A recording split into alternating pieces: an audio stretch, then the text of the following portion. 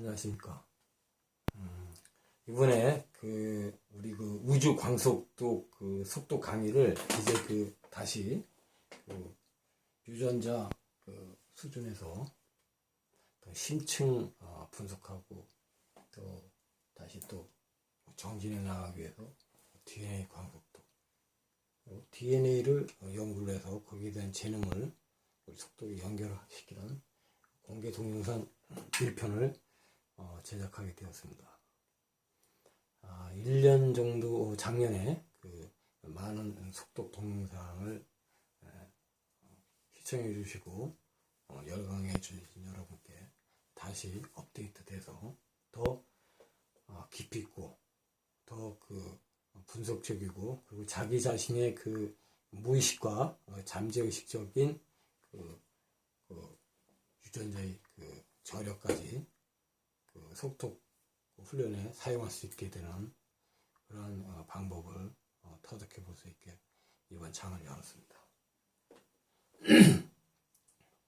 우선 유전자라 하면 대표적으로 우리가 세포 내에서 핵에서 유전자가 유전인자가 있습니다.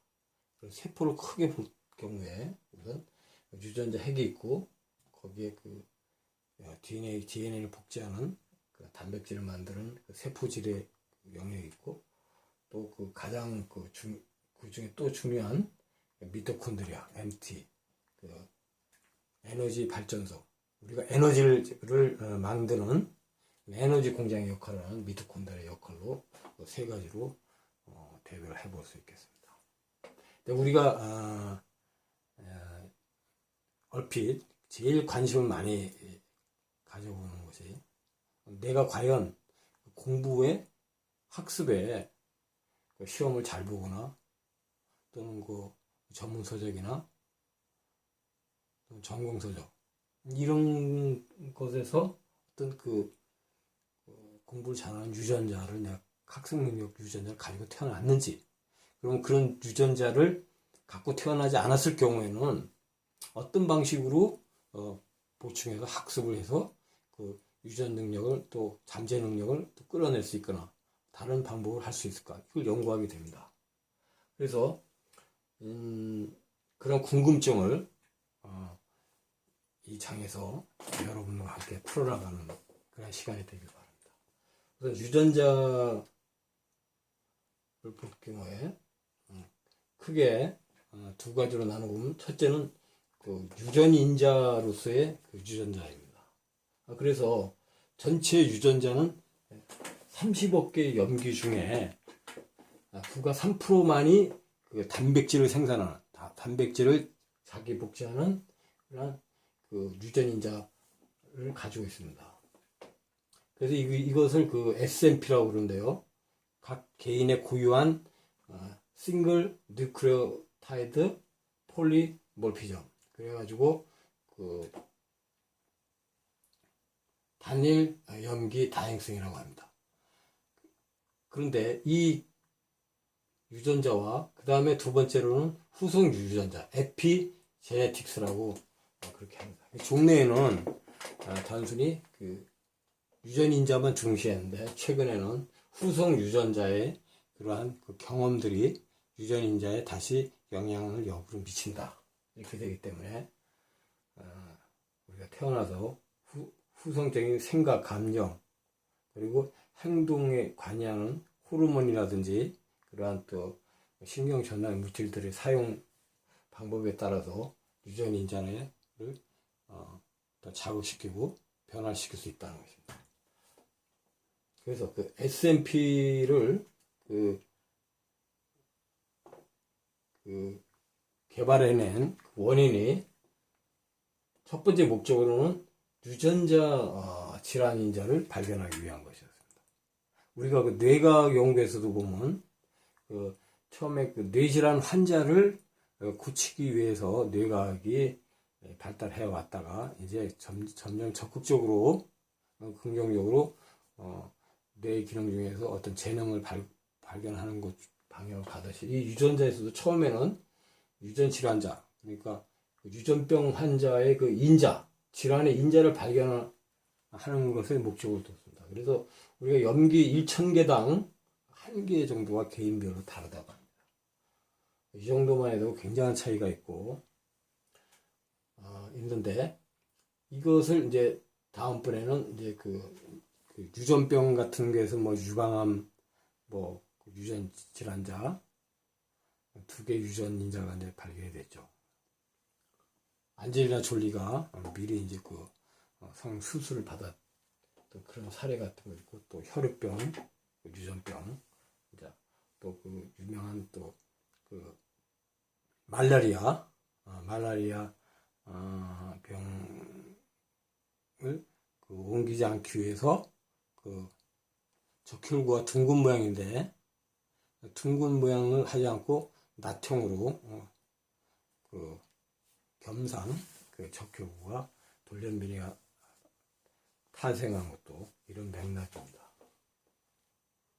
그래서 그러한 유전병 질환자를 발견하는 데서 이제는 적극적인 유전자를 발견하는 쪽으로 긍정적으로 또 발전이 돼서 유전자를 개발하는 건 유전자 사냥에 나서는 이제 의학자들이 많이 나오는데요. 유전학자들이 이제 무슨 천재 학습 유전자라든지 또는 뭐 운동 만능 재능 운동에 천재성을 보이는 음악이나 미술의 천재인자라든지 또는 뭐 장수 유전인자라든지 이런 거를 지금 발견 중에 있습니다. 그래서 그러한 적극적인 재능 유전자를 우리가 발견하고 또 그것을 활용 잘 해서 속독 학습 능력을 제고시키는 데 목적이 있다고 보겠습니다. 다음에 후성 유전자는 크게 3가지의 요소로 나눠지는데, 메티라와 첫 번째 메티라, 두 번째 히스톤, 세 번째 간섭 RNA, 인트랍 RNA라고 합니다. 그래서 이게 아마 이 3가지 중에서 대략 내용을 알고 있는 분도 있을 겁니다. 첫 번째 메티라는 탄소를 3개의 수소기가 에워싸서 활성화가 안 되게 하는 것입니다. 그래서 유전인자가 자기 복제가 됐더라도 거기에 메틸기가 아미노산기에 박혀 있을 경우에는 활성화가 안 되는 것입니다. 그런 쪽으로 해서